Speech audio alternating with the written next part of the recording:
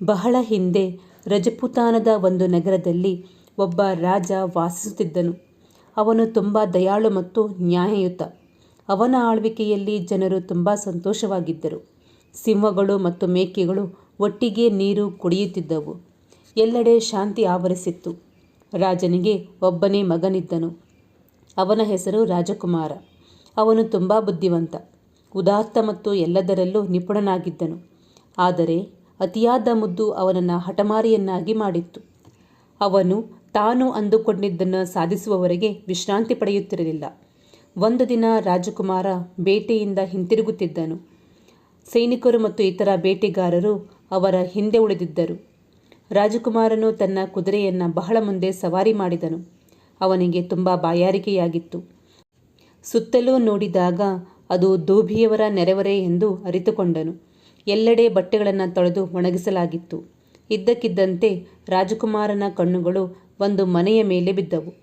ಚಾವಣಿಯ ಮೇಲೆ ಒಬ್ಬ ಹುಡುಗಿ ತನ್ನ ಕೂದಲನ್ನು ಒಣಗಿಸುತ್ತಿದ್ದಳು. ರಾಜಕುಮಾರ ಅವಳನ್ನು ದಿಟ್ಟಿಸಿ ನೋಡಿದನು. ಅವನು ಹಿಂದೆಂದೂ ಅಂತಹ ಸುಂದರ ಹುಡುಗಿಯನ್ನು ನೋಡಿರಲಿಲ್ಲ.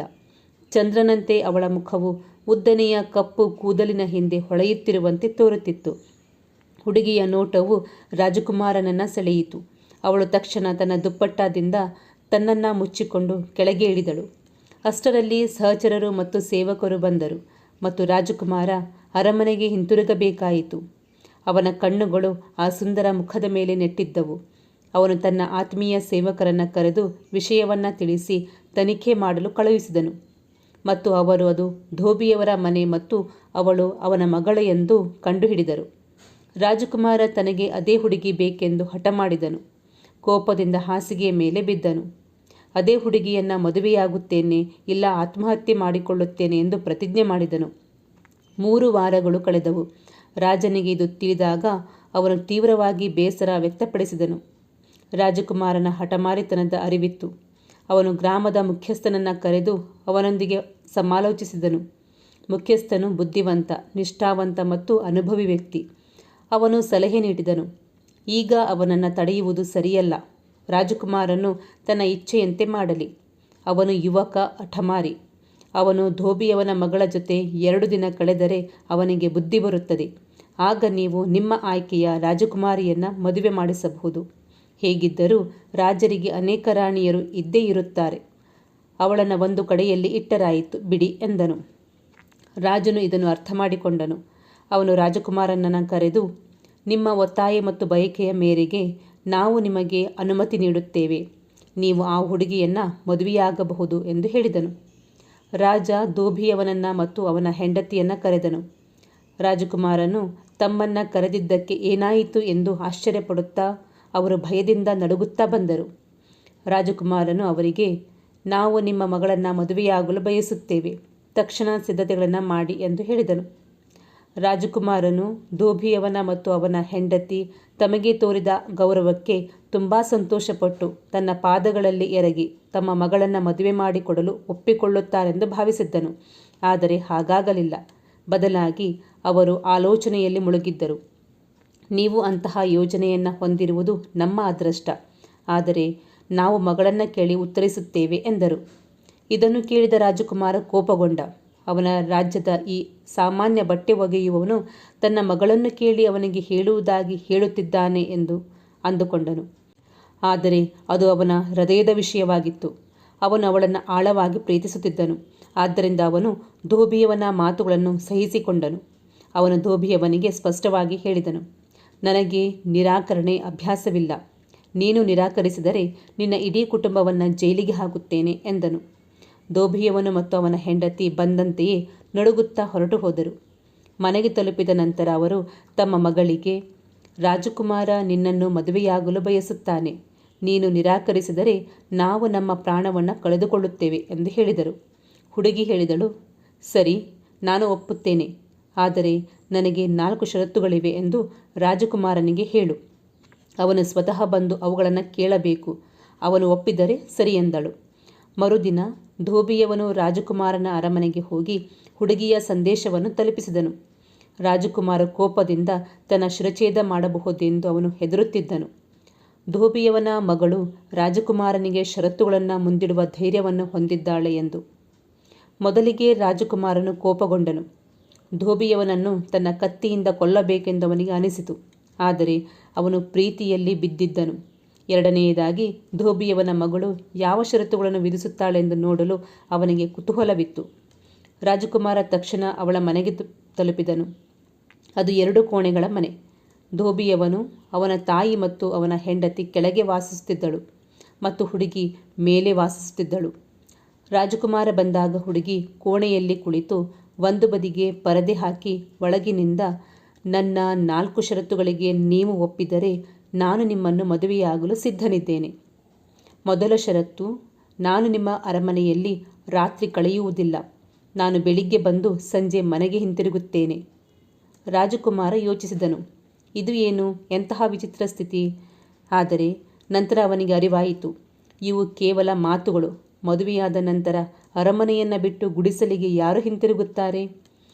ರಾಜಕುಮಾರನು, ನಾನು ಒಪ್ಪುತ್ತೇನೆ. 2ನೇ ಷರತ್ತು ಹೇಳಿ ಎಂದನು. ಹುಡುಗಿ ಉತ್ತರಿಸಿದಳು, 2ನೆಯ ಷರತ್ತು ಎಂದರೆ ನೀವು ನನ್ನನ್ನು ಮುಟ್ಟಲು ಅಥವಾ ಮಾತನಾಡಲು ಪ್ರಯತ್ನಿಸಬಾರದು. ರಾಜಕುಮಾರನು ಇದನ್ನು ಕೇಳಿ ನಕ್ಕನು. ಈ ಮದುವೆ ತಮಾಷೆಯೇ? ಅವನು ಯೋಚಿಸಿದನು. ಎಲ್ಲವೂ ಮುಗಿದ ನಂತರ ಏನಾಗುತ್ತದೆ ಎಂದು ನಾನು ನೋಡುತ್ತೇನೆ ಎಂದು ಅಂದುಕೊಂಡನು. ಸರಿ, ನಾನು ಕೂಡ ಇದಕ್ಕೆ ಒಪ್ಪುತ್ತೇನೆ ಎಂದನು. ನಾನು ನಿಮ್ಮ ಅರಮನೆಯಿಂದ ನೀರನ್ನು ಸಹ ಕುಡಿಯುವುದಿಲ್ಲ ಎಂದು ಹುಡುಗಿ ಉತ್ತರಿಸಿದಳು. ರಾಜಕುಮಾರ ಯೋಚಿಸಿದನು. ಅದು ಅಸಂಭವ. ಇಡೀ ದಿನ ಮನೆಯಲ್ಲಿರುವಾಗ ತಿನ್ನದೇ ಕುಡಿಯದೆ ಹೇಗೆ ಇರಲು ಸಾಧ್ಯ ಅಂದುಕೊಂಡನು. ಅವನು ಉತ್ತರಿಸಿದನು, ನನಗೂ ಅದು ಸರಿ. ನಂತರ ಹುಡುಗಿ ಹೇಳಿದಳು, ನನ್ನ 4ನೆಯ ಷರತ್ತು, ನೀನು ನಿನ್ನ ಬೆರಳಿನಿಂದ ಸಹ ನನ್ನನ್ನು ಮುಟ್ಟಲು ಪ್ರಯತ್ನಿಸಿದರೂ ನಮ್ಮ ಸಂಬಂಧ ಮುಗಿದು ಹೋಗುತ್ತದೆ. ನಾನು ಎಂದಿಗೂ ನಿನ್ನ ಹತ್ತಿರ ಹಿಂತಿರುಗುವುದಿಲ್ಲ ಎಂದಳು. ರಾಜಕುಮಾರ ಯೋಚಿಸಿದನು, ಇವಳು ವಿಚಿತ್ರ ಹುಡುಗಿ, ಎಷ್ಟೂ ಅಸಭ್ಯ. ನಾವು ಮದುವೆಯಾದ ನಂತರ ಎಲ್ಲ ಷರತ್ತುಗಳನ್ನು ಹಾಗೆಯೇ ಬಿಟ್ಟರಾಯಿತು ಎಂದು. ನಿಮ್ಮ ಎಲ್ಲ ಷರತ್ತುಗಳನ್ನು ನಾನು ಒಪ್ಪುತ್ತೇನೆ ಎಂದು ಹೇಳಿದನು. ಆ ಹುಡುಗಿ, ನೀವು ಒಪ್ಪಿದರೆ ಮದುವೆಯ ತಯಾರಿ ನಡೆಸಿ ಎಂದು ಉತ್ತರಿಸಿದಳು. ಆ ಹುಡುಗಿ ತನ್ನಿಂದಾಗಿ ಧೋಬಿಯವನಿಗೆ ಯಾವುದೇ ತೊಂದರೆಯಾಗಬಾರದು ಎಂದು ಬಯಸಿದ್ದಳು. ರಾಜಕುಮಾರನು ತನ್ನೊಂದಿಗೆ 1-2 ಸ್ನೇಹಿತರನ್ನು ಕರೆದುಕೊಂಡು ಹೋಗಿ ಮದುವೆಯ ವಿಧಿವಿಧಾನಗಳ ನಂತರ ವಧುವನ್ನು ಅರಮನೆಗೆ ಕರೆತಂದನು. ಸೊಸೆ ಸೀರೆ ಮತ್ತು ಮುಖವನ್ನು ಸಂಪೂರ್ಣವಾಗಿ ಮರೆಮಾಡುವ ದೊಡ್ಡ ಮುಸುಕನ್ನು ಧರಿಸಿದ್ದಳು. ಅವಳು ಹೊಸ ವಧುವಾಗಿ ಬಂದಿದ್ದಾಳೆಂದು ಹೇಳುವುದು ಅಸಾಧ್ಯವಾಗಿತ್ತು. ರಾಜ ಮತ್ತು ರಾಣಿ ಹೇಗೂ ಇರಲಿಲ್ಲ. ರಾಜಕುಮಾರನ ವಿಶೇಷ ಸೇವಕಿಯರಲ್ಲಿ ಒಬ್ಬರು ಮಾತ್ರ ಅಲ್ಲಿದ್ದರು. ಅವಳು ಯಾವುದೇ ಆದೇಶಗಳನ್ನು ಪಾಲಿಸಲು ಸಿದ್ಧರಾಗಿ ಕೈಗಳನ್ನು ಮಡಚಿ ನಿಂತಿದ್ದಳು. ಸಂಜೆಯಾದಾಗ ಸೇವಕಿ ಬಂದು ಗಾಡಿ ಬಂದಿದೆ ಎಂದು ಅವಳಿಗೆ ತಿಳಿಸಿದಳು. ಸೊಸೆ ಎದ್ದು ನೇರವಾಗಿ ಗಾಡಿಯಲ್ಲಿ ಹೋದಳು. ಮರುದಿನ ಬೆಳಿಗ್ಗೆ ಅದೇ ಬಟ್ಟೆಗಳನ್ನು ಸುತ್ತಿಕೊಂಡು ಅವಳು ಅದೇ ಕುರ್ಚಿಗೆ ಹಿಂತಿರುಗಿದಳು. ಅವಳು ಇಡೀ ದಿನ ತಿನ್ನಲಿಲ್ಲ, ಕುಡಿಯಲಿಲ್ಲ ಅಥವಾ ಚಲಿಸಲಿಲ್ಲ. ಅವಳು ಕಲ್ಲಿನ ಪ್ರತಿಮೆಯಂತೆ ಕುಳಿತಳು ಮತ್ತು ಸಂಜೆ ಗಾಡಿಯಲ್ಲಿ ಹೊರಟಳು. 1 ದಿನ, 2 ದಿನ, 3 ದಿನ, 6 ದಿನಗಳು ಕಳೆದವು. ಅವಳ ದಿನಚರಿಯಲ್ಲಿ ಯಾವುದೇ ಬದಲಾವಣೆ ಇರಲಿಲ್ಲ. ರಾಜಕುಮಾರ ಊಹಿಸಿದಂತೆ ಏನೂ ಆಗಲಿಲ್ಲ. ಅವನು ತನ್ನ ಷರತ್ತುಗಳಿಗೆ ಬದ್ಧನಾಗಿದ್ದನು. ಅವನ ನಿದ್ರೆ ಮತ್ತು ಶಾಂತಿ ಇಲ್ಲದ ಮುಖವನ್ನು ಅವರು ಎಂದಿಗೂ ನೋಡಿರಲಿಲ್ಲ. ಆಸ್ಥಾನದಲ್ಲಿದ್ದ ಜನರು ಊಹಿಸಲು ಪ್ರಾರಂಭಿಸಿದರು. ರಾಜ ಮತ್ತು ರಾಣಿ ಎಲ್ಲರೂ ದಿಗ್ಭ್ರಮೆಗೊಂಡರು. ಒಂದು ದಿನ ಅವನು ಧೋಬಿಯನ್ನು ಕರೆದು, ನೀನು ನಿನ್ನ ಮಗಳಿಗೆ ಅವಳು ಈಗ ನಮ್ಮ ರಾಣಿ ಎಂದು ಏಕೆ ಬುದ್ಧಿ ಹೇಳಿ ವಿವರಿಸಬಾರದು? ಅವಳು ಅರಮನೆಯಲ್ಲಿಯೇ ಇರಬೇಕು. ಪ್ರತಿ ರಾತ್ರಿ ಅವಳು ಹೀಗೆ ಹೋಗುವುದು ಒಳ್ಳೆಯದಲ್ಲ. ಜನರು ಏನನ್ನುತ್ತಾರೆ? ಧೋಬಿಯವನು ಕೈಮುಗಿದು ಹೇಳಿದನು, ರಾಜಕುಮಾರಿ ದೀರ್ಘಕಾಲ ಬದುಕಲಿ. ಸತ್ಯವೆಂದರೆ ಅವಳು ನಮ್ಮ ಮಗಳಲ್ಲ. ಒಂದು ದಿನ ಅವಳು ನಮ್ಮ ಮನೆಗೆ ಬಂದು, ನನಗೆ ಈ ಜಗತ್ತಿನಲ್ಲಿ ಯಾರೂ ಇಲ್ಲ, ದಯವಿಟ್ಟು ನನ್ನನ್ನು ನಿಮ್ಮ ಮಗಳನ್ನಾಗಿ ಮಾಡಿ ನಿಮ್ಮ ಮನೆಯಲ್ಲಿ ಇರಿಸಿ ಎಂದು ಹೇಳಿದಳು. ನನಗೆ ಮಕ್ಕಳಿರಲಿಲ್ಲ. ನನ್ನ ಹೆಂಡತಿ ಅವಳ ಸುಂದರ ಮುಖದಿಂದ ಪ್ರಭಾವಿತಳಾದಳು.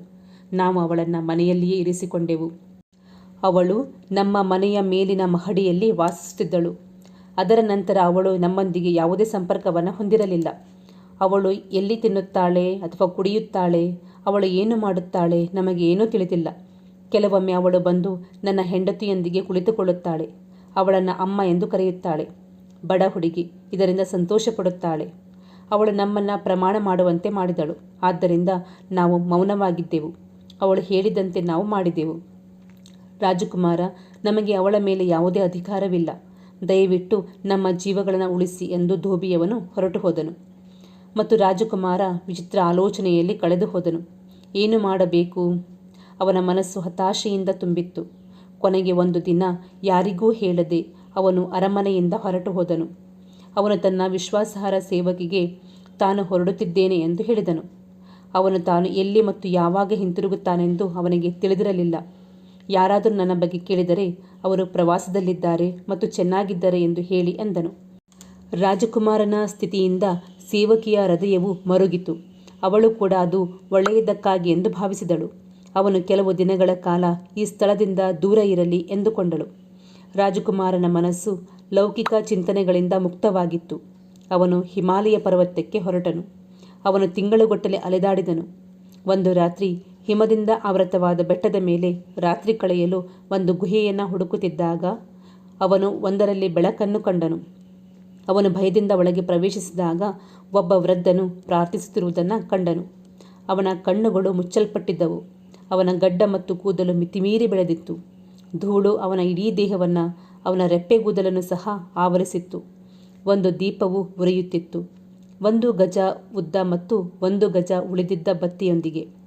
ಅವನನ್ನು ನೋಡಿದಾಗ ರಾಜಕುಮಾರನಿಗೆ ಆಳವಾದ ನೆಮ್ಮದಿಯ ಭಾವನೆ ಉಂಟಾಯಿತು. ಅವನು ಅವನ ಪಾದಗಳ ಬಳಿ ಕುಳಿತನು. ಆದರೆ ಅವನು ಕಣ್ಣು ತೆರೆಯಲಿಲ್ಲ. ಅವನು ಭ್ರಮೆಯಲ್ಲಿದ್ದನು. ಅವನಿಗೆ ಯಾವುದರ ಅರಿವು ಇರಲಿಲ್ಲ. ಅವನು ಧ್ಯಾನದಲ್ಲಿ ಕಳೆದು ಹೋದನು. ರಾಜಕುಮಾರ ಅಲ್ಲಿ ವಾಸಿಸಲು ನಿರ್ಧರಿಸಿದನು. ಪ್ರತಿದಿನ ಬೆಳಿಗ್ಗೆ ಅವನು ಎದ್ದು ಬುಗ್ಗೆಯಿಂದ ನೀರು ತರುತ್ತಿದ್ದನು. ಅವನು ಯೋಗಿ ಮಹಾರಾಜನ ಕೈ ಕಾಲುಗಳನ್ನು ತೊಳೆದು ಕೂದಲನ್ನು ಬಾಚಿಕೊಂಡು ಗುಹೆಯನ್ನು ಸ್ವಚ್ಛಗೊಳಿಸುತ್ತಿದ್ದನು. ಅವನು ಕೆಳಗಿನ ಕಣಿವೆಯಿಂದ ಕಾಡು ಹಣ್ಣುಗಳು ಮತ್ತು ಹೂವುಗಳನ್ನು ಆರಿಸಿ ಅವುಗಳಿಂದ ತನ್ನ ಹೊಟ್ಟೆಯನ್ನು ತುಂಬಿಕೊಳ್ಳುತ್ತಿದ್ದನು. 1 ತಿಂಗಳ ನಂತರ ಯೋಗಿ ಮಹಾರಾಜರು ಕಣ್ಣು ತೆರೆದು ನೋಡಿದಾಗ ರಾಜಕುಮಾರನು ತನ್ನ ಮುಂದೆ ಕೈಗಳನ್ನು ಕಟ್ಟಿಕೊಂಡು ಕುಳಿಯುತ್ತಿರುವುದನ್ನು ಕಂಡನು. ರಾಜಕುಮಾರನು ಅವನಿಗೆ ನೀರು ಅರ್ಪಿಸಿ ಕಾಡು ಹಣ್ಣುಗಳನ್ನು ತಿಂದು ಅವನ ಕೈಕಾಲುಗಳನ್ನು ಮಸಾಜ್ ಮಾಡಿದನು. ಯೋಗಿ ಮಹಾರಾಜರು, ಮಗು, ನೀನು ರಾಜಕುಮಾರ, ಈ ಯೋಗಿಯ ಗುಡಿಸಲಿನಲ್ಲಿ ಏನು ಕೆಲಸ ಮಾಡುತ್ತಿದ್ದೀಯಾ? ರಾಜಕುಮಾರರು, ಮಹಾರಾಜರೇ, ನಾನು ರಾಜನ ಮಗನೆಂದು ನಿಮಗೆ ತಿಳಿದಿದೆ ಎಂದು ಹೇಳಿದನು. ನಾನು ಮಗನಾಗಿರುವುದರಿಂದ ನಾನು ಹೇಗೆ ಮತ್ತು ಏಕೆ ಅಲೆದಾಡುತ್ತಿದ್ದನೆಂದು ನಿಮಗೆ ತಿಳಿದಿರಬೇಕು. ನನ್ನ ಹೆತ್ತವರು ನನ್ನ ಬಗ್ಗೆ ಚಿಂತಿಸುತ್ತಿದ್ದಾರೆ, ಆದರೆ ನಾನು ಹಿಂತಿರುಗಲು ಬಯಸುವುದಿಲ್ಲ ಎಂದು ಮಹಾರಾಜನು ಹೇಳಿದನು. ಮಗು, ಯೋಗಿಗಳಿಂದ ಏನೂ ಮರೆಮಾಡಲು ಸಾಧ್ಯವಿಲ್ಲ. ಆ ಹುಡುಗಿಯನ್ನು ಮದುವೆಯಾಗುವ ಮೂಲಕ ನೀನು ದೊಡ್ಡ ತಪ್ಪು ಮಾಡಿದೆ. ಆದರೆ ನೀನು ಇಷ್ಟು ದಿನ ನನಗೆ ಸೇವೆ ಸಲ್ಲಿಸಿದ್ದೀಯ. ಆದ್ದರಿಂದ ನಾವು ನಿನ್ನನ್ನು ಬರಿಗೈಯಲ್ಲಿ ಕಳುಹಿಸುವುದಿಲ್ಲ. ಇದನ್ನು ತೆಗೆದುಕೋ. ಭಸ್ಮವನ್ನು ಆತನ ಕೈಯಲ್ಲಿ ಇಟ್ಟು, ಎಲ್ಲರೂ ನಿನ್ನನ್ನು ನೋಡುತ್ತಾರೆ, ಆದರೆ ಈ ಭಸ್ಮವನ್ನು ನಿನ್ನ ಮೇಲೆ ಲೇಪಿಸಿಕೊಂಡರೆ ಯಾರೂ ನಿನ್ನನ್ನು ನೋಡುವುದಿಲ್ಲ. ಮನೆಗೆ ಹೋಗಿ ಈ ಬೂದಿಯನ್ನು ನಿನ್ನ ಹಣೆಗೆ ಹಚ್ಚಿಕೊಂಡು ಅವಳೊಂದಿಗೆ ಹೋಗು. ಅವಳು ಯಾರು ಮತ್ತು ಅವಳ ಪರಿಸ್ಥಿತಿಗಳು ಏನೆಂದು ನೀನು ಕಂಡುಕೊಳ್ಳುವೆ. ನಮ್ಮ ಆಶೀರ್ವಾದಗಳು ನಿನ್ನೊಂದಿಗಿವೆ. ನಿನ್ನ ಹೃದಯದ ಆಸೆ ಖಂಡಿತವಾಗಿಯೂ ಈಡೇರುತ್ತದೆ. ಯೋಗಿ ಮಹಾರಾಜನು ತನ್ನ ದೀಪದ ಸುಟ್ಟ ಬುತ್ತಿಯ ಚಿತಾಭಸ್ಮವನ್ನು ಅವನಿಗೆ ಕೊಟ್ಟನು. ಅದನ್ನು ರಾಜಕುಮಾರ ಎಚ್ಚರಿಕೆಯಿಂದ ಬಟ್ಟೆಯಲ್ಲಿ ಸುತ್ತಿದನು. ಅವನು ಯೋಗಿಗೆ ವಿದಾಯ ಹೇಳಿ ಹೊರಟು ಹೋದನು. ಹಲವು ದಿನಗಳ ಪ್ರಯಾಣದ ನಂತರ ಅವನು ಹರಿದ ಬಟ್ಟೆಗಳು, ಪಾದಗಳ ಮೇಲೆ ಗುಳ್ಳೆಗಳು ಮತ್ತು ತುಂಬ ತೆಳ್ಳಗೆ ಮತ್ತು ದುರ್ಬಲವಾಗಿ ಅರಮನೆಗೆ ಹಿಂತಿರುಗಿದನು. ಕೋಣೆಯಲ್ಲಿ ದೋಭಿಯವನ ಮಗಳು ಅದೇ ಬಟ್ಟೆಯಲ್ಲಿ ಕುರ್ಚಿಯ ಮೇಲೆ ಕುಳಿತಿದ್ದಳು. ರಾಜಕುಮಾರನನ್ನು ನೋಡಿ ಸೇವಕಿ ತುಂಬ ಸಂತೋಷಪಟ್ಟಳು. ಅವಳು ಕೇಳಿದಳು, ರಾಜಕುಮಾರ, ಎಲ್ಲಿಗೆ ಹೋಗಿದ್ದೆ? ನಿನಗೆ ಏನಾಗಿದೆ? ರಾಜ ಮತ್ತು ರಾಣಿ ನಿಮ್ಮ ಬಗ್ಗೆ ಕೇಳುತ್ತಲೇ ಇರುತ್ತಾರೆ. ನೀವು ಪ್ರವಾಸದಲ್ಲಿದ್ದೀರಿ ಮತ್ತು ನೀವು ಚೆನ್ನಾಗಿದ್ದೀರಿ ಎಂದು ನಾನು ಹೇಳುತ್ತಲೇ ಇದ್ದೇನೆ. ರಾಜಕುಮಾರರು ಇಂದು ತುಂಬ ಸಂತೋಷವಾಗಿದ್ದರು. ಅವನು ಬಿಸಿ ನೀರಿನ ಸ್ನಾನ ಮಾಡಿ ಕೂದಲು ಕತ್ತರಿಸಿ ಮತ್ತು ಅವನ ಹೊಟ್ಟೆ ತುಂಬ ಊಟ ಮಾಡಿದ. ಅವನು ಸೇವಿಕೆಯನ್ನು ಕೇಳಿದನು. ಅವಳು ಪ್ರತಿದಿನ ಹೀಗೆ ಇರುತ್ತಿದ್ದಾಳೆಯೇ? ಅವಳ ದಿನಚರಿಯಲ್ಲಿ ಯಾವುದೇ ಬದಲಾವಣೆಯಾಗಿಲ್ಲ ಎಂದು ಸೇವಕಿ ವಿವರಿಸಿದಳು. ಅವಳು ಪ್ರತಿದಿನ ಅದೇ ರೀತಿ ಬಂದು ಹೋಗುತ್ತಿದ್ದಳು. ರಾಜಕುಮಾರ ಹೇಳಿದನು, ನನಗೆ ತುಂಬ ದಣಿವಾಗಿದೆ, ನಾನು ಈಗ ಮಲಗುತ್ತೇನೆ. ಆದರೆ ಅವಳು ಹೊರಡುವಾಗ ಸಂಜೆ ನನ್ನನ್ನು ಎಬ್ಬಿಸು. ದೋಭಿಯವನ ಮಗಳು ಹೊರಡುವ ಸಮಯ ಬಂದಾಗ ಸೇವಕಿ ರಾಜಕುಮಾರನನ್ನು ಎಬ್ಬಿಸಿದಳು. ರಾಜಕುಮಾರ ಋಷಿ ಕೊಟ್ಟಿದ್ದ ಬೂದಿಯನ್ನು ಅವನ ಹಣೆಗೆ ಬೇಗನೆ ಹಚ್ಚಿ ಅವಳೊಂದಿಗೆ ಸೇರಿಕೊಂಡನು. ಮರುದಿನ ಬೆಳಿಗ್ಗೆ ರಾಜಕುಮಾರ ಹಿಂತಿರುಗಿ ಸೇವಕಿಗೆ ಹೇಳಿದನು, ಇಂದು ನಾನು ಅದೇ ಕೋಣೆಯಲ್ಲಿ ಮಲಗುತ್ತೇನೆ. ದೋಭಿಯವನ ಮಗಳು ಬಂದು ಕುಳಿತಾಗ ನೀನು ಬಂದು ನನ್ನನ್ನು ಎಬ್ಬಿಸಿ ಹಗಲು ಆಗಿದೆ ಎಂದು ಹೇಳು. ಯಾಕೆ ಎದ್ದೇಳುತ್ತಿಲ್ಲ ಎಂದು ಕೇಳು. ನಾನು ನಿನಗೆ ಹೇಳಲು ಇಷ್ಟಪಡದ ವಿಷಯಗಳನ್ನು ಸಹ ಕೇಳಲು ಒತ್ತಾಯಿಸು. ಸೇವಕಿ ಬುದ್ಧಿವಂತಳಾಗಿದ್ದಳು ಮತ್ತು ರಾಜಕುಮಾರ ಏನು ಹೇಳುತ್ತಿದ್ದಾನೆಂದು ಅರ್ಥ ಮಾಡಿಕೊಂಡಳು. ಅದೇ ರೀತಿ ಧೋಬಿಯವನ ಮಗಳು ಬಂದು ತನ್ನ ಕುರ್ಚಿಯ ಮೇಲೆ ಕುಳಿತಾಗ ಸೇವಕಿ ಬಂದು ಅವನನ್ನು ಎಬ್ಬಿಸಲು ಪ್ರಯತ್ನಿಸಿದಳು. ರಾಜಕುಮಾರ ಮೊದಲು ಎಚ್ಚರಗೊಳ್ಳಲಿಲ್ಲ ಮತ್ತು ಅವನು ಸೇವಕಿಯನ್ನು ಗದರಿಸಿದನು. ಏನಾಯಿತು? ನೀನು ನನ್ನನ್ನು ಏಕೆ ಎಬ್ಬಿಸಿದೆ? ನಾನು ಅದ್ಭುತವಾದ ಕನಸು ಕಾಣುತ್ತಿದ್ದೆ. ನೀನು ನನ್ನ ಕನಸನ್ನು ಭಗ್ನಗೊಳಿಸಿದೆ. ಸೇವಕಿ, ರಾಜಕುಮಾರ, ನಿನ್ನ ಕನಸನ್ನು ಮೊದಲು ನನಗೆ ಹೇಳು ಎಂದಳು. ರಾಜಕುಮಾರ ಅವಳನ್ನು ತಪ್ಪಿಸುತ್ತಲೇ ಇದ್ದನು. ನಂತರ ಅವನು, ಸರಿ, ಈಗ ನೀನು ತುಂಬ ಒತ್ತಾಯಿಸುತ್ತಿದ್ದೀಯಾ, ನಾನು ನಿನಗೆ ಹೇಳುತ್ತೇನೆ ಎಂದು ಹೇಳಿದನು. ನಿನ್ನೆ ರಾತ್ರಿ ಈ ಧೋಬಿಯವನ ಮಗಳು ಎದ್ದು ಹೋದಾಗ ನಾನು ಕೂಡ ಅವಳನ್ನು ಹಿಂಬಾಲಿಸಿದೆ ಎಂದು ನಾನು ಕನಸು ಕಂಡೆ. ನಾವು ಒಟ್ಟಿಗೆ ನಡೆದೆವು. ಅವಳು ಗಾಡಿ ಹತ್ತಿದಾಗ ನಾನು ಕೂಡ ಅವಳೊಂದಿಗೆ ಕುಳಿತಿದ್ದೆ. ಅದು ನಿಜವಾಗಿರಲಿಲ್ಲ, ಆದರೆ ನಾನು ಕನಸಿನಲ್ಲಿ ಅವಳೊಂದಿಗೆ ಹೋದೆ. ಸೇವಕಿ ಮತ್ತೆ ಕೇಳಿದಳು, ಹಾಗಾದರೆ ಏನಾಯಿತು? ರಾಜಕುಮಾರ ಹೇಳಿದನು, ನಾನು ಕುದುರೆಯನ್ನು ಬಲವಾಗಿ ಅಲುಗಾಡಿಸಿದ್ದೆ ಮತ್ತು ಅವಳು ಚಾಲಕನನ್ನು ಗದರಿಸುತ್ತಿದ್ದಳು. ಇಂದು ಅವನು ಹೇಗೆ ಗಾಡಿ ಓಡಿಸುತ್ತಿದ್ದಾನೆ ಎಂದು ಕೇಳುತ್ತಿದ್ದಳು. ಬಡ ಚಾಲಕ ಉತ್ತರಿಸಿದನು, ರಾಜಕುಮಾರಿ, ನಾನು ಪ್ರತಿದಿನ ಹೀಗೆ ಓಡಿಸುತ್ತೇನೆ. ಸರಿ, ನಾವು ಧೋಬಿಯವನ ಮನೆಗೆ ಬಂದಂತೆ ಇತ್ತು. ಇದು ಧೋಬಿಯವನ ಮಗಳಲ್ಲ ಎಂದು ಹೇಳಿದನು. ಆದರೆ ಅವಳು ನೇರವಾಗಿ ಮೇಲಕ್ಕೆ ಹತ್ತಿದಳು. ನಾನು ಅವಳೊಂದಿಗೆ ಕೋಣೆಗೆ ಬಂದೆ. ಅದು ಎಂತಹ ಅಲಂಕೃತ ಕೋಣೆ! ಅದು ಧೋಬಿಯವನ ಮನೆ ಎಂದು ಕಾಣಲಿಲ್ಲ. ಚಿನ್ನ ಮತ್ತು ಬೆಳ್ಳಿ ಕಾರ್ಪೆಟ್ ಇತ್ತು. ಚಿನ್ನ ಮತ್ತು ಬೆಳ್ಳಿ ಕುರ್ಚಿಗಳು ಇದ್ದವು. ಕೋಣೆಯನ್ನು ರಾಜನ ಅರಮನೆಗಿಂತ ಸುಂದರವಾಗಿ ಅಲಂಕರಿಸಲಾಗಿತ್ತು. ನಾನು ಕೂಡ ಕುರ್ಚಿಯ ಮೇಲೆ ಕುಳಿತೆ. ಓಹ್, ಅದು ನಿಜವಾಗಿಯೂ ಕನಸಾಗಿರಲಿಲ್ಲ. ಸರಿ, ಹೇಳು, ನಿನ್ನ ಕನಸಿನಲ್ಲಿ ಏನಾಯಿತು ಎಂದು ಸೇವಕಿ ಕೇಳಿದಳು. ಏನಾಗಬೇಕಿತ್ತು ಎಂದು ರಾಜಕುಮಾರ ಕೇಳಿದನು. ಈ ಧೋಬಿಯವನ ಮಗಳು 1 ವರ್ಷದಿಂದ ಹುಟ್ಟಿದ್ದ ಈ ಸೀರೆಯನ್ನು ತೆಗೆದು ಭಿಕ್ಷುಕನ ಸೀರೆಯಂತೆ ಎಸೆದು ತನ್ನ ಸೇವಕಿಗೆ ಹಮಾಮ್ ಸಿದ್ಧವಾಗಿದೆಯಾ ಎಂದು ಕೇಳಿದಳು. ಸೇವಕಿ ಉತ್ತರಿಸಿದಳು, ಹೌದು ರಾಜಕುಮಾರಿ, ಬಿಸಿ ನೀರು ಸಿದ್ಧವಾಗಿದೆ. ಅವಳು ಹಮಾಮ್ ಒಳಗೆ ಹೋದರೆ ನಾನು ಕೂಡ ಅವಳೊಂದಿಗೆ ಹೋದೆ. ಆಗ ಸೇವಕಿ ಹೇಳಿದಳು, ನೀನು ರಾಜಕುಮಾರ ಅವಳೊಂದಿಗೆ ಹಮಾಮ್ ಒಳಗೆ ಹೋಗುವುದೇ? ನೀನು ನನ್ನನ್ನು ಏಕೆ ಮೋಸಗೊಳಿಸುತ್ತಿದ್ದೀಯಾ? ರಾಜಕುಮಾರ ಕೇಳಿದ. ಇದು ಎಂದಾದರೂ ಆಗಬಹುದೇ? ಎಲ್ಲವೂ ನಿಜ ಎಂದು ನೀನು ಭಾವಿಸಿದ್ದೀಯಾ? ನಾನು ಕನಸಿನ ಬಗ್ಗೆ ಮಾತನಾಡುತ್ತಿದ್ದೆ. ಈಗ ನಾನು ನನ್ನ ಕನಸನ್ನು ನಿನಗೆ ಹೇಳುವುದಿಲ್ಲ. ರಾಜಕುಮಾರ ಅವಳನ್ನು ತಡೆಯಲು ಪ್ರಯತ್ನಿಸಿದನು.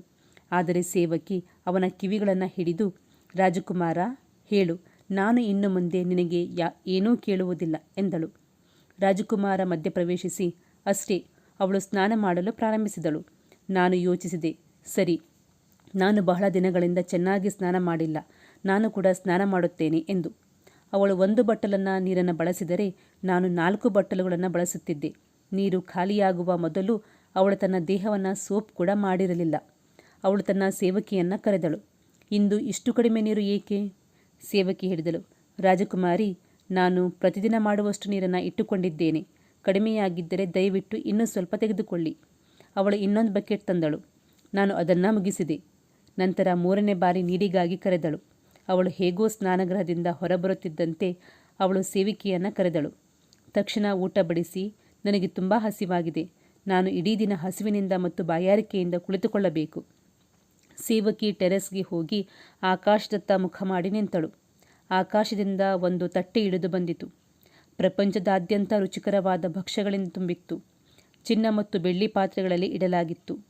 ಸೇವಕಿ ತನಗಾಗಿ ಸ್ವಲ್ಪ ಆಹಾರವನ್ನು ತೆಗೆದುಕೊಂಡು ಉಳಿದ ತಟ್ಟೆಯನ್ನು ತಂದು ಅವಳ ಮುಂದೆ ಇಟ್ಟಳು. ನಾನು ಯೋಚಿಸಿದೆ, ಇಂದು ಅವಳೊಂದಿಗೆ ತಿನ್ನೋಣ. ನಾನು ಕಾಡಿನಲ್ಲಿ ಅಲೆದಾಡುತ್ತಾ ಇಷ್ಟು ದಿನ ಚೆನ್ನಾಗಿ ಊಟ ಮಾಡಿರಲಿಲ್ಲ. ಆಹಾರ ಎಷ್ಟು ರುಚಿಕರವಾಗಿತ್ತು ಅಂದರೆ ಅದನ್ನು ವರ್ಣಿಸಲು ಕೂಡ ಸಾಧ್ಯವಿಲ್ಲ. ಅವಳು 1 ತುತ್ತು ತಿಂದು 4ರಲ್ಲಿ ಮುಗಿಸಿದ್ದಳು. ಹೊಟ್ಟೆ ತುಂಬಿರಲಿಲ್ಲ. ಊಟವೂ ಖಾಲಿಯಾಗಿತ್ತು. ನಂತರ ಅವಳು ಸೇವಕಿಯನ್ನು ಗದರಿಸಿದಳು. ಸೇವಕಿ, ಏನು ವಿಷಯ? ಇವತ್ತು ನೀನು ಏನು ಮಾಡುತ್ತಿದ್ದೀಯಾ? ತುಂಬ ಕಡಿಮೆ ಆಹಾರ ಇದೆ. ನನಗೆ ಹಸಿವಾಗಿದೆ. ಬಡ ಸೇವಕಿ ಆಶ್ಚರ್ಯಚಕಿತಳಾದಳು. ಅವಳು ಹೇಳಿದಳು, ರಾಜಕುಮಾರಿ, ನಾನು ಪ್ರತಿದಿನ ಮಾಡುವಷ್ಟು ಆಹಾರವನ್ನು ನಿನಗಾಗಿ ತಯಾರಿಸಿದ್ದೇನೆ. ದಯವಿಟ್ಟು ನನ್ನ ಪಾಲನ್ನು ಸಹ ತೆಗೆದುಕೊಳ್ಳಿ. ಆದರೆ ಇಂದು ಏನೋ ತಪ್ಪಾಗಿದೆ. ರಾಜಕುಮಾರ ನಿನ್ನೊಂದಿಗೆ ಮಾತನಾಡಿದನೇ? ಇದನ್ನು ಕೇಳಿದ ಧೋಬಿಯವನ ಮಗಳು ತನ್ನ ಸೇವಕಿಯನ್ನು ಗದರಿಸಿದಳು. ಅಂತಹ ಮಾತನ್ನು ಹೇಳಲು ನಿನಗೆ ಎಷ್ಟು ಧೈರ್ಯ? ಅವನು ನನ್ನನ್ನು ಮುಟ್ಟಲೂ ಸಾಧ್ಯವಿಲ್ಲ. ಕೇಳು, ನೀನು ಈ ಧೋಬಿಯವನ ಮಗಳು ನನ್ನ ಬಗ್ಗೆ ಅಂತಹ ಮಾತುಗಳನ್ನು ಹೇಳಿದಳು. ನನಗೆ ಕೋಪ ಬಂತು. ಉಳಿದ ಆಹಾರದಲ್ಲಿ ಅವಳು ಸ್ವಲ್ಪ ಮಾತ್ರ ತಿನ್ನಲು ಸಾಧ್ಯವಾಯಿತು ಮತ್ತು ನಾನು ಅದನ್ನೆಲ್ಲ ತಿಂದೆ. ಅವಳು ಹಸಿದಿದ್ದಳು, ಆದರೆ ಅವಳ ಹೃದಯದಲ್ಲಿ ಏನು ನಡೆಯುತ್ತಿದೆ ಎಂದು ಅವಳು ಆಶ್ಚರ್ಯಪಟ್ಟಳು. ನಂತರ ಸ್ವರ್ಗದಿಂದ ಅವಳಿಗೆ ಬಟ್ಟೆಗಳು ಕಾಣಿಸಿಕೊಂಡವು. ಅವಳು ಬದಲಾದಳು. ಸೇವಕಿ ಶೃಂಗಾರವನ್ನು ಮುಗಿಸಿದಳು. ಅವಳು ತನ್ನ ಕೂದಲಿಗೆ ಮುತ್ತುಗಳನ್ನು ಹಣೆದಳು. ಅದು ಏನು? ನಾನು ಏನು ಹೇಳಲಿ? ಅವಳು ಹೇಗೆ ಕಾಣುತ್ತಿದ್ದಳು? ಈ ಸೀರೆಯಲ್ಲಿ ಬಂದು ಕುಳಿತಿರುವ ಈ ಧೋಬಿಯವನ ಮಗಳು ಛಾವಣಿಯ ಮೇಲೆ ಬಂದು ನಿಂತಳು. ರಾತ್ರಿಯ ಹೊತ್ತಿಗೆ ಆಕಾಶದಿಂದ ಹಾರುವ ಸಿಂಹಾಸನವು ಇಳಿದು ಅದರ ಮೇಲೆ ಕುಳಿತಳು. ನನಗೆ ಇದರ ಬಗ್ಗೆ ಏನೂ ಯೋಚನೆ ಇರಲಿಲ್ಲ. ನಾನು ಕೂಡ ಸಿಂಹಾಸನದ ಕಾಲು ಹಿಡಿದು ನೇತಾಡುತ್ತಿದ್ದೆ. ಅದರೊಂದಿಗೆ ರಾಜಕುಮಾರ ನಿಲ್ಲಿಸಿದನು. ಸೇವಕಿ ಸನ್ನೆ ಮಾಡಿದಳು. ಧೋಬಿಯವನ ಮಗಳು ಅವರ ಕಡೆಗೆ ಸ್ವಲ್ಪ ತಿರುಗಿದಳು. ಸೇವಕಿ, ರಾಜಕುಮಾರ, ಮುಂದೆ ಏನಾಯಿತು ಎಂದು ಕೇಳಿದಳು. ರಾಜಕುಮಾರ, ಕನಸು ಮುಗಿದಿದೆ ಎಂದು ಉತ್ತರಿಸಿದನು. ಸೇವಕಿ, ರಾಜಕುಮಾರ, ಹೇಳು, ಅಂತಹ ಅಪೂರ್ಣ ಕನಸು ಅಸಾಧ್ಯ. ಮುಂದೆ ಏನಾಯಿತು ಎಂದು ಹೇಳು ಎಂದು ಒತ್ತಾಯಿಸಿದಳು. ನಂತರ ಸಿಂಹಾಸನವು ಎತ್ತರಕ್ಕೆ ಏರಿತು. ಚಂದ್ರ ಮತ್ತು ನಕ್ಷತ್ರಗಳ ಮೇಲೆ ಹಾರಿತು ಮತ್ತು ಯಕ್ಷಯಕ್ಷಿಣಿಯರ ಲೋಕವನ್ನು ತಲುಪಿತು. ರಾಜ ಇಂದ್ರನ ಆಸ್ಥಾನವನ್ನು ಅಲ್ಲಿ ಅಲಂಕರಿಸಲಾಗಿತ್ತು. ಒಂದಕ್ಕಿಂತ ಹೆಚ್ಚು ಸುಂದರ ಯಕ್ಷಯಕ್ಷಿಣಿಯರು ಅಲ್ಲಿ ಕುಳಿತಿದ್ದರು. ಅವಳು ಬಂದಾಗ ಎಲ್ಲರೂ ಎದ್ದು ನಿಂತು, ರಾಜಕುಮಾರಿ ಬಂದರು ಎಂದು ಹೇಳಿದರು. ಈ ಧೋಬಿಯವನ ಮಗಳು ಯಕ್ಷಯಕ್ಷಿಣಿಯರ ರಾಣಿ. ಇಂದು ನಾನು ಅವಳಿಗೆ ಚಪ್ಪಾಳೆ ತಟ್ಟದಿದ್ದರೆ ನಾನು ಏನನ್ನೂ ಸಾಧಿಸಿಲ್ಲ ಎಂದು ನಾನು ಭಾವಿಸಿದೆ. ನಾನು ತಬಲಾವಾದಕನಿಗೆ ಹೇಳಿದೆ, ಬಾ ಸಹೋದರ, ನೀನು ದಣಿದಿರಬೇಕು, ಸ್ವಲ್ಪ ವಿಶ್ರಾಂತಿ ತೆಗೆದುಕೊಳ್ಳಿ, ನಾನು ತಬಲಾ ನುಡಿಸುತ್ತೇನೆ ಎಂದೆ. ಬಡ ತಬಲಾವಾದಕ ಯಾರನ್ನೂ ಗಮನಿಸಲಿಲ್ಲ. ಆದರೆ ಅವನು ನಿಜವಾಗಿಯೂ ದಣಿದಿದ್ದನು. ಅವನು ತಬಲಾವನ್ನು ಕೆಳಗಿಳಿಸಿ ಕುಳಿತು ನಡೆಯಲು ಪ್ರಾರಂಭಿಸಿದನು. ನಾನು ತಬಲಾ ನುಡಿಸಿದೆ ಮತ್ತು ಅವಳು ನನ್ನ ತಾಳಕ್ಕೆ ತಕ್ಕಂತೆ ನೃತ್ಯ ಮಾಡುತ್ತಿದ್ದಳು.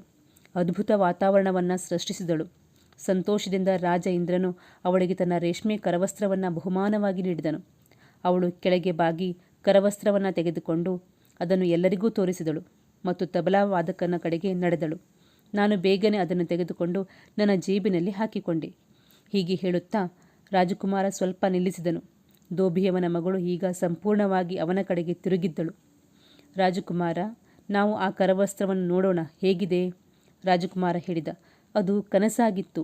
ಎಲ್ಲೋ ಕನಸುಗಳಿಂದ ವಿಷಯಗಳನ್ನು ತೋರಿಸಲು ಸಾಧ್ಯವಿದೆಯೇ? ಆದರೆ ಸೇವಕಿ ರಾಜಕುಮಾರನ ಜೇಬಿಗೆ ಬಲವಂತವಾಗಿ ಕೈ ಚಾಚಿ ರೇಷ್ಮೆ ಕರವಸ್ತ್ರವನ್ನು ಹೊರತೆಗೆದಳು. ಇದು ಅದೇ ಕರವಸ್ತ್ರವಲ್ಲವೇ? ರಾಜಕುಮಾರ ಕೋಪದಿಂದ ನಾಟಕೀಯವಾಗಿ ಹೇಳಿದನು. ನೀನು ತುಂಬ ಹಠಮಾರಿ. ನೀನು ಬಿಡುವುದಿಲ್ಲ, ಸರಿಯೇ? ಹೌದು, ಅದು ಹಾಗೇ ಆಯಿತು. ಅದು ನನ್ನ ಜೇಬಿಗೆ ಹೇಗೆ ಬಂತು ಎಂದು ನನಗೆ ತಿಳಿದಿಲ್ಲ. ಧೋಬಿಯವನ ಮಗಳು ಸಂಪೂರ್ಣವಾಗಿ ಅವನ ಕಡೆಗೆ ತಿರುಗಿದ್ದಳು. ಸೇವಕಿ ಮತ್ತೆ ಹೇಳಿದಳು, ಹೇಳು ರಾಜಕುಮಾರ, ಮುಂದೆ ಏನಾಯಿತು? ರಾಜಕುಮಾರ ಹೇಳಿದನು, ಏನಾಗಬೇಕಿತ್ತು? ರಾಜ ಇಂದ್ರ ಅವಳನ್ನು ಮತ್ತೆ ನೃತ್ಯ ಮಾಡಲು ಕೇಳಿದನು. ನಾನು ಮತ್ತೆ ತಬಲಾವನ್ನು ಎತ್ತಿಕೊಂಡೆ. ನಾನು ತಬಲಾವನ್ನು ಚೆನ್ನಾಗಿ ನುಡಿಸಿದಷ್ಟು ಅವಳು ಚೆನ್ನಾಗಿ ನೃತ್ಯ ಮಾಡುತ್ತಿದ್ದಳು. ರಾಜ ಇಂದ್ರ ಸಂತೋಷಗೊಂಡು ಅವಳಿಗೆ ತನ್ನ ಉಂಗುರವನ್ನು ಕೊಟ್ಟನು. ಅವಳು ನಮಸ್ಕರಿಸಿ ಅವನ ಪಾದಗಳನ್ನು ಮುಟ್ಟಿದಳು. ಅವಳ ಉಂಗುರಗಳನ್ನು ಎಲ್ಲರಿಗೂ ತೋರಿಸಿದಳು ಮತ್ತು ನಂತರ ಅದನ್ನು ತಬಲಾವಾದಕನ ಬಳಿ ಇಟ್ಟಳು. ನಾನು ಅದನ್ನು ಎತ್ತಿಕೊಂಡು ನನ್ನ ಜೇಬಿನಲ್ಲಿ ಇಟ್ಟೆ. ನಂತರ ಸೇವಕಿ, ನನಗೆ ತೋರಿಸು ರಾಜಕುಮಾರ, ನನಗೂ ತೋರಿಸು ಎಂದು ಒತ್ತಾಯಿಸಿದಳು. ಅದು ಯಾವ ರೀತಿಯ ಉಂಗುರವಾಗಿತ್ತು? ರಾಜಕುಮಾರ, ಇದು ಅದೇ ಉಂಗುರವೇ? ಓ ಹೌದು, ಅದು ರಾಜಕುಮಾರ ಹೇಳಿದನು. ಆದರೆ ಅದು ನನ್ನ ಜೇಬಿಗೆ ಹೇಗೆ ಬಂತು? ಸೇವಕಿ ತೋರಿಸಿದಳು. ಧೋಬಿಯವಳ ಮುಸುಕು ಎತ್ತಿತ್ತು. ಆದರೆ ರಾಜಕುಮಾರ ಮತ್ತು ಸೇವಕಿ ನಡೆಸುತ್ತಿದ್ದರು. ಅದನ್ನು ಗಮನಿಸಿದ ಹಾಗೆ ಸೇವಕಿ ಹೇಳಿದಳು, ರಾಜಕುಮಾರ, ಆಗ ಏನಾಯಿತು? ರಾಜಕುಮಾರ, ನಾನು ಕೂಡ ತಬಲಾವನ್ನು ಎಷ್ಟು ಚೆನ್ನಾಗಿ ನುಡಿಸಿದೆ ಎಂದರೆ ನನ್ನ ಪ್ರಾಣವನ್ನೇ ಕೊಟ್ಟೆ. ಮತ್ತು ಅವಳು ಕೂಡ ತುಂಬ ಸುಂದರವಾಗಿ ನೃತ್ಯ ಮಾಡಿದಳು. ಇಡೀ ಕಾಲ್ಪನಿಕ ಜಗತ್ತಿನಲ್ಲಿ ಅವಳಿಗೆ ಸರಿಸಾಟಿ ಯಾರೂ ಇರಲಿಲ್ಲ. ನೃತ್ಯ ಮುಗಿದಾಗ ರಾಜ ಇಂದ್ರ ಎದ್ದು ನಿಂತು ತನ್ನ ಕೊರಳಿನಿಂದ ಹಾರವನ್ನು ಅವಳ ಬಳಿ ಎಸೆದು ಆಸ್ಥಾನದಿಂದ ಹೊರಟು ಹೋದನು. ಮತ್ತು ಅವಳು ಕೂಡ ಓಡಿ ಹಾರುವ ಹಾಸಿಗೆಯ ಮೇಲೆ ಕುಳಿತಳು. ಆತುರದಲ್ಲಿ ತಬಲಾವಾದಕನಿಂದ ತನ್ನ ಸ್ವಂತ ಪ್ರತಿಫಲವನ್ನು ಪಡೆಯಲು ಮರೆತಳು. ನನ್ನ ಬಳಿ ಇದೆಲ್ಲವೂ ಇದೆ ಎಂದು ಅವಳು ಹೇಗೆ ತಿಳಿದಿರಬಹುದು? ಅವಳ ಸಿಂಹಾಸನ ಹಾರಿ ಹೋಯಿತು ಮತ್ತು ನಾನು ಮತ್ತೆ ಕೆಳಗೆ ಬಂದೆ. ಅವಳ ರೆಕ್ಕೆಗಳಿಂದ ನೇತಾಡುತ್ತಿದ್ದೆ. ನಾನು ಕನಸನ್ನು ಇಲ್ಲಿಯವರೆಗೆ ನೋಡಿದ್ದೆ, ನೀನು ಬಂದು ನನ್ನನ್ನು ಎಬ್ಬಿಸುವವರೆಗೆ. ಸೇವಕಿ ಕೇಳಿದಳು, ರಾಜಕುಮಾರ, ಈಗ ನನಗೆ ಆಹಾರವನ್ನು ತೋರಿಸು. ರಾಜಕುಮಾರ ಹೇಳಿದನು, ಸೇವಕಿ, ಅದು ಕನಸಾಗಿತ್ತು. ಆದರೆ ಸೇವಕಿ ನಿರಾಕರಿಸಿದಳು. ರಾಜಕುಮಾರನ ಇನ್ನೊಂದು ಜೇಬಿನಿಂದ ಮುತ್ತಿನ ಹಾರವನ್ನು ತೆಗೆದುಕೊಂಡು, ಅದು ಇದೇ ಹಾರವೇ ಎಂದು ಕೇಳಿದಳು. ಧೋಬಿಯವನ ಮಗಳು ತನ್ನ ಕುರ್ಚಿಯಿಂದ ಎದ್ದು ರಾಜಕುಮಾರನ ಬಳಿಗೆ ಬಂದು, ರಾಜಕುಮಾರ, ಈಗ ನಾನು ಧೋಬಿಯವನ ಮಗಳಲ್ಲ ಎಂದು ನಿನಗೆ ತಿಳಿದಿರಬೇಕು. ನಾನು ಕಾಲ್ಪನಿಕ ಲೋಕದವಳು. ಈಗ ನನ್ನ ಕಥೆಯನ್ನು ಕೇಳು. ಕಾಲ್ಪನಿಕ ಲೋಕದಲ್ಲಿ ನನಗಿಂತ ಉತ್ತಮ ನರ್ತಕಿಯರು ಇರಲಿಲ್ಲ. ನನ್ನ ನೃತ್ಯವನ್ನು ನೋಡಿದ ನಂತರ ರಾಜ ಇಂದ್ರ ಪ್ರತಿದಿನ ನ್ಯಾಯಾಲಯವನ್ನು ನಡೆಸುತ್ತಿದ್ದ. ಒಂದು ರಾತ್ರಿ ನಾನು ಅಸ್ವಸ್ಥಳಾಗಿದ್ದೆ. ನನಗೆ ತೀವ್ರ ತಲೆನೋವು ಇತ್ತು. ನನ್ನನ್ನು ನ್ಯಾಯಾಲಯಕ್ಕೆ ಕರೆಸಿದಾಗ ನಾನು ನಿರಾಕರಿಸಿದೆ. ಆದರೆ ರಾಜನು ನಾನಿಲ್ಲದೆ ಶಾಂತವಾಗಿದ್ದನು. ನನ್ನನ್ನು ಮತ್ತೆ ಕರೆಸಿದಾಗ ನನಗೆ ಕೋಪ ಬಂತು. ರಾಜನಿಗೆ ಅಂಥದ್ದೇನಾದರೂ ಇದ್ದರೆ ಹೇಳುವಂತೆ ನಾನು ಕೇಳಿದೆ. ನಾನು ಇಲ್ಲಿ ನೋವಿನಿಂದ ನರಳುತ್ತಿದ್ದೆ ಮತ್ತು ಅವನು ತನ್ನ ನೃತ್ಯದಲ್ಲಿ ಮುಳುಗಿದ್ದನು. ದೂತನು ಹೋಗಿ ರಾಜನಿಗೆ ಅದನ್ನೇ ಹೇಳಿದನು. ರಾಜ ಇಂದ್ರನು ಕೋಪಗೊಂಡನು. ಅವನು ತಕ್ಷಣ ನನಗೆ ಕರೆ ಮಾಡಿದನು. ನಾನು ಭಯದಿಂದ ನಡುಗುತ್ತಾ ಬಂದೆ ಮತ್ತು ಅವನು, ನೀನು ತುಂಬ ಹಠಮಾರಿಯಾಗಿದ್ದೀಯಾ, ಹೋಗು, ನಾನು ನಿನ್ನನ್ನು ಶಪಿಸುತ್ತೇನೆ. ನೀನು 1 ವರ್ಷ ಭೂಮಿಯ ಮೇಲೆ ಹುಡುಗಿಯಾಗಿ ನಿನ್ನ ಗುರುತನ್ನು ಮರೆಮಾಡಬೇಕು. ನೀನು ಕಾಲ್ಪನಿಕ ಲೋಕದವಳು ಎಂದು ಯಾರಿಗೂ ಕೊಂಡುಕೊಂಡರೆ ಅಥವಾ ಒಬ್ಬ ಪುರುಷನಿನನ್ನು ಮುಟ್ಟಿದರೆ ನೀನು ಎಂದಿಗೂ ಕಾಲ್ಪನಿಕ ಲೋಕಕ್ಕೆ ಹಿಂತಿರುಗಲು ಸಾಧ್ಯವಾಗುವುದಿಲ್ಲ ಎಂದು ಶಾಪವಿತ್ತನು. ನಾನು ಅಳುತ್ತಾ ಕ್ಷಮೆಯಾಚಿಸಿದೆ. ರಾಜನು ಹೇಳಿದನು, ನನ್ನ ಶಾಪವನ್ನು ನಾನು ಹಿಂದಕ್ಕೆ ತೆಗೆದುಕೊಳ್ಳಲು ಸಾಧ್ಯವಿಲ್ಲ. ಹೌದು, ಇದು ಖಚಿತ. ನಾನು ಪ್ರತಿ ರಾತ್ರಿಯೂ ನಿನ್ನನ್ನು ಕಾಲ್ಪನಿಕ ಲೋಕಕ್ಕೆ ಕರೆಸಲು ಸಿಂಹಾಸನವನ್ನು ಕಳಿಸುತ್ತೇನೆ. ಆದರೆ ನೀನು 1 ವರ್ಷವನ್ನು ಭೂಮಿಯ ಮೇಲೆ ಕಳೆಯಬೇಕಾಗುತ್ತದೆ. ನನ್ನ ರೆಕ್ಕೆಗಳನ್ನು ಕಿತ್ತು ನನ್ನನ್ನು ಭೂಮಿಗೆ ಎಸೆಯಲಾಯಿತು. ನನ್ನ ಸೇವಕಿಯು ನನ್ನೊಂದಿಗೆ ಬರಬೇಕಾಯಿತು. ಯಾರೂ ನನ್ನನ್ನು ಅನುಮಾನಿಸಬಾರದು ಎಂದು ನಾನು ಬಟ್ಟೆ ತೊಳೆಯುವವನ ಮನೆಯನ್ನು ನನಗಾಗಿ ಆರಿಸಿಕೊಂಡೆ. ಬಟ್ಟೆ ಒಗೆಯುವವನ ಮಗಳಂತೆ ಬದುಕಿದೆ. ಆದರೆ ನನ್ನ ಹಣಬರಹವು ನಿಮ್ಮ ಸೇವೆ ಮಾಡುವುದಾಗಿತ್ತು. ನಾಳೆಗೆ ನನ್ನ ಶಿಕ್ಷೆಯ 1 ವರ್ಷ ಪೂರ್ಣಗೊಳ್ಳುತ್ತದೆ. ನಾನು ನನ್ನ ರೆಕ್ಕೆಗಳನ್ನು ಮರಳಿ ಪಡೆದು ಕಾಲ್ಪನಿಕ ಲೋಕಕ್ಕೆ ಮರಳುತ್ತಿದ್ದೆ. ನನ್ನ ನಿಜವಾದ ಗುರುತು ನಿಮಗೂ ಎಂದಿಗೂ ತಿಳಿಯುತ್ತಿರಲಿಲ್ಲ. ಅದು ಸಾಧ್ಯವಿಲ್ಲ. ನಾನು ನಿಮಗೆ ದ್ರೋಹ ಮಾಡಿ ಓಡಿ ಹೋಗುತ್ತಿದ್ದೇನೆಂದು ನೀವು ಭಾವಿಸಿದ್ದೀರಿ. ಆದರೆ ಎಲ್ಲವೂ ಮುಗಿದಿದೆ. ಈಗ ನೀವು ನನ್ನ ಯಜಮಾನ ಮತ್ತು ನಾನು ನಿಮ್ಮ ಸೇವಕಿ. ರಾಜಕುಮಾರನು ಹುಡುಗಿಯ ಆಶ್ಚರ್ಯಕರ ಕಥೆಯನ್ನು ಕೇಳಿದನು ಮತ್ತು ನಂತರ ತನ್ನ ವಧುವನ್ನು ರಾಜ ಮತ್ತು ರಾಣಿಯ ಬಳಿಗೆ ಕರೆದೊಯ್ದು ಇಡೀ ಕಥೆಯನ್ನು ಹೇಳಿದನು. ತನ್ನ ಸೊಸೆ ದೋಭಿಯವನ ಮಗಳಲ್ಲ, ಆದರೆ ಇಂದ್ರಲೋಕದಿಂದ ಬಂದ ದೇವತೆ ಎಂದು ರಾಜನಿಗೆ ತಿಳಿದಾಗ ಅವನ ಸಂತೋಷಕ್ಕೆ ಮಿತಿಯೇ ಇರಲಿಲ್ಲ. ಅವನು ತನ್ನ ಮಗನನ್ನು ಬಹಳ ವೈಭವದಿಂದ ಮರುಮದುವೆ ಮಾಡಿ ಸಂಭ್ರಮಿಸಿದನು. ಆತ್ಮೀಯರೇ, ಇದೊಂದು ಕಾಲ್ಪನಿಕ ಕಥೆ. ಇಷ್ಟೊತ್ತು ಈ ಕಥೆಯನ್ನು ಆಲಿಸಿದ್ದಕ್ಕೆ ಧನ್ಯವಾದಗಳು. ಮತ್ತೆ ಮುಂದಿನ ಅವಧಿಯಲ್ಲಿ ಇನ್ನೊಂದು ಕಾಲ್ಪನಿಕ ಕಥೆಯೊಂದಿಗೆ ಭೇಟಿಯಾಗುತ್ತೇನೆ. ಅಲ್ಲಿಯವರೆಗೆ ಧನ್ಯವಾದಗಳು.